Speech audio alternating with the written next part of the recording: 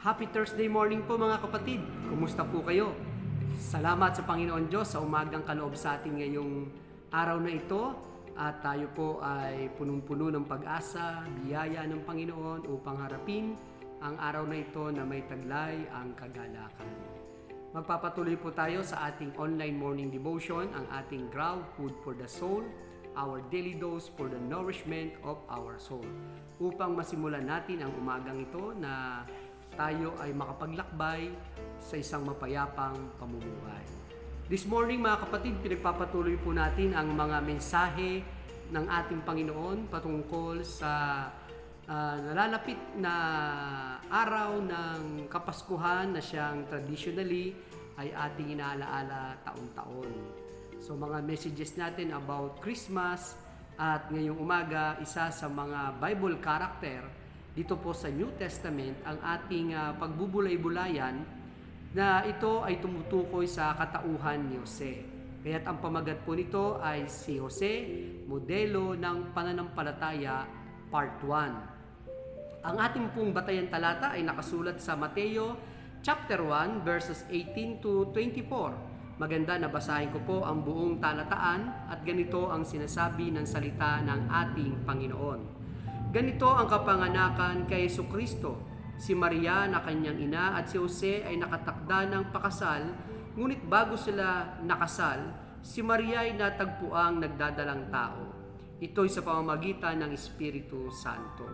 Isang taong matuwid itong si Jose na kanyang magiging asawa. Ngunit ayaw niyang mapahiya si Maria, kaya ipinasya niyang hiwalayan ito ng lihim. Samantalang iniisip ni Jose ito, nagpakita sa kanyang panaginip ang isang anghel ng Panginoon. Sabi nito sa kanya, Jose, anak ni David, huwag kang matakot na tuluyang pakasalan si Maria, sapagkat siya'y naglihi sa pamamagitan ng Espiritu Santo. Manganganak siya ng isang lalaki, at ito'y pangangalanan mong Jesus, sapagkat siya ang magliligtas sa kanyang bayan sa kanilang mga kasalanan. Nangyari ang lahat ng ito upang matupad ang sinabi ng Panginoon sa pamamagitan ng propeta. Maglilihi ang isang dalaga at manganganak ng isang lalaki at tatawagin itong Emmanuel. Ang kahulugay kasama natin ang Diyos. Nang magising si Jose, sinunod niya ang utos ng anghel ng Panginoon. Pinakasalan niya si Maria. Salamat at purihin natin ang Panginoon Diyos sa ating pagbasa at pagkarinig ng kanyang mga banal na salita. Tunay po mga kapatid, sa kalagayan ni Jose ay isang napakabigat na desisyon na kanyang kinaharap sa panahong yaon na mabalitaan niya ang kanyang asawang pakakasalan ay nagdadalang tao. Siguro naman sa kalagayan ng isang lalaki, ito ay isang napakabigat na pagsubok, isang napakalaking paghamon sa kalagayan ng estado ng kalagayang panglalaki, sapagkat ang kanyang katipan o kasintahan ay mabalitaan niyang nagdadalang tao. Ngunit salamat, katulad ng ating mga binasang mga talataan, ito ay ipinaliwanag ng anghel ng ating Panginoon. Napawang ang lahat ng pangyayaring ito ay banal na kalooban ng Diyos Ama. Kaya sa kalagayang ito ay ating batid na ang katauhan ni Jose ay naging kasama sa mabiyayang plano at kasaysayan ng pangyayari ng pagsilang ng ating Panginoong Hesus. Mula po dito ay tingnan natin ang ilang magagandang katangian na tinaglay ni Jose sa panahon na humarap ito sa isang napakabigat na hamon ng buhay. At mula dito ay ating makikita ang kanyang pananampalataya na nagbibigay sa atin ng isang magandang halimbawa at panuntunan o pagiging modelo upang tayo ay magpatuloy sa buhay nating ito kahit na dumaraan din tayo sa iba't ibang sitwasyon ng buhay. Tignan po natin ang magandang mga puntos sa kalagayan ng buhay ni Jose sa kanyang taglay na pananampalataya. First, Joseph was a very reflective and sensible man. Pinag-isipan niyang mabuti ang hakbang na kanyang gagawin. Hindi lamang niya inaalam kung ano ang tama. Inalam din niya kung paano gagawin ang tama. Wika nga po sa verse 20, ngunit habang pinag-iisipan ito ni Jose, nagpakita sa kanya sa panaginip ang isang anghel ng Panginoon. Sinabi nito sa kanya, Jose, anak ni David, huwag kang matakot na pakasalan si Maria, sapagkat ang sanggol na dinadala niya ay mula sa Espiritu Santo. Ito po ang tinatawag na reflection, action, reflection cycle. Ang galing po, no, mga kapatid? Reflection, action, reflection cycle. Ano mang aksyon natin ay malalim nating pinagbubulay-bulayan. At matapos ang anumang aksyon ay muli tayong nagbubulay-bulay. Ang ating pagbubulay-bulayan ay kailangang nakasalig sa salita ng ating Panginoon Diyos, na siyang magdadala sa atin sa tamang daan. Kaya may mga kilos tayo, may mga reflection tayo sa buhay, may mga hakbangin at ginagawa tayo na sa pamagitan ng ating mga pagbubulay-bulay, ang maganda po ay laging nakasalig doon sa biyaya ng salita ng ating Panginoon. Ang sabi nga po ng awit 119 verse 105, ang salita mo isang tanglaw na sa aking patnubay, sa landas kong daraanan, liwanag na tumatanglaw. Ang ginawang hakbang ni Jose ay katuparan ng hula na katulad ng binanggit sa Mateo 1:22-23. Nangyari ang lahat ng ito upang matupad ang sinasabi ng Panginoon sa pamagitan ng propeta. Tingnan ninyo, maglilihi ang isang birhen at magsisilang ng isang sanggol na lalaki at tatawagin itong Emmanuel. Dahil sa kanyang pagiging reflective, nagawa ni Joseng gawin ang tama sa tamang pamamaraan.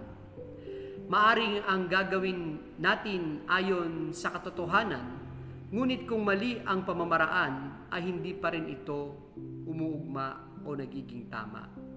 Ang wika nga po, the end does not justify the means. Anumang ating gawin ay dapat pinag-iisipang mabuti. Ngunit dagdagan natin ito, anumang ating gagawin ay dapat pinag-iisipang mabuti ayon sa liwanag ng salita ng ating Panginoon Diyos. Kaya naman po, isa sa napakagandang katangian ni Jose mula sa kanyang pananampalataya sa Panginoon na hinarap niya ang isang mabigat na hamon, Joseph was a very reflective and sensible man. Number 2 po, Joseph was a very obedient man. Bagamat siya'y nag-alinlangan, nabasa natin sa kasaysayan dito po sa ating batayan talata. Nagkaroon siya ng alinlangan, agam-agam dahil nga po sa pangyayari, ngunit siya ay sumunod. Ito ang katangian ng pananampalataya. Ito po ang dapat nating taglayin mula sa ating mga pananampalataya. If you believe, you will simply obey even if you have more questions than answers. Minsan, magdamag na ng isda ang mga alagad, ngunit wala silang nahuling anuman. Nang dumating ang ating Panginoong Hesus at sinabi sa kanilang, ihulog ang lambat, ginawa nila iyon, bagamat meron silang pag-aalinlangan. Ang wika nga po sa Luke chapter 5 verse 5, sumagot si Simon, Guro, magdamag po kaming napagod, ngunit wala kaming nahuli. Ngunit dahil sa sinabi ninyo, ihulog ko ang mga lambat. That is pure and simple faith. Kaya naman, nahayag ang kanilang mga pagsunod sa pamagitan ng kanilang pananampalataya sa ating Panginoon. Maging si Jose, sa kabila ng kanyang naging kalagayan, ngunit nakita natin ang kanyang pagsunod sa kalooban ng ating Panginoon. Ganon din si Abraham nang inuutusan siya ng Panginoon Diyos na iwanan nito ang lugar na kinalalagyan at tumungo sa lugar na kanyang ituturo. Sumunod si Abraham, bagamat marami siyang mga tanong sapagkat walang detalyeng ibinigay ang Diyos doon sa dako na kanyang pupuntahan. Ayon nga po sa Genesis 12:1, sinabi ni Yahweh kay Abraham, lisanin mo ang iyong bayan, ang tahanan ng iyong ama at mga kamag-anak, at pumunta ka sa bayang ituturo ko sa iyo. Walang anumang detalyeng ibinigay ang Diyos, ngunit si Abraham ay sumunod sa ating Panginoon. Umalis sa kanyang comfort zone, umalis sa piling ng kanyang mga kamag-anak, maging sa piling ng kanyang mga magulang. Ngunit ito ay ginawa niya dahil sa kanyang pananampalataya. Sumunod siya ng taos sa kanyang puso upang gawin ang kalooban ng ating Panginoon. Mga kapatid, dahil sa pananampalataya, tayo ay bumabangon, hindi po dahil sa kape. Bagamat tayo ay nadarapa, hindi tayo sumusuko dahil sa ating mga pananampalataya. Bagamat tayo ay sugatan, ngunit tayo ay nagpapatuloy dahil sa ating mga pananampalataya. Hindi tayo sumusuko. Ang wika nga po ni Apostol Pablo sa 2 Korinto 4:8-9, kabilaan ang pagpapahirap sa amin, ngunit di kami nalulupig. kung minsa'y nababagabag, ngunit di nawawalan ng pag-asa. Inuusig kami, ngunit hindi kami pinababayaan ng Panginoon. Nagpapabagsa kami, ngunit di tuluyang napapatay. Ang tunay na pananampalataya ay naipapakita sa pamamagitan ng ating mga pagsunod.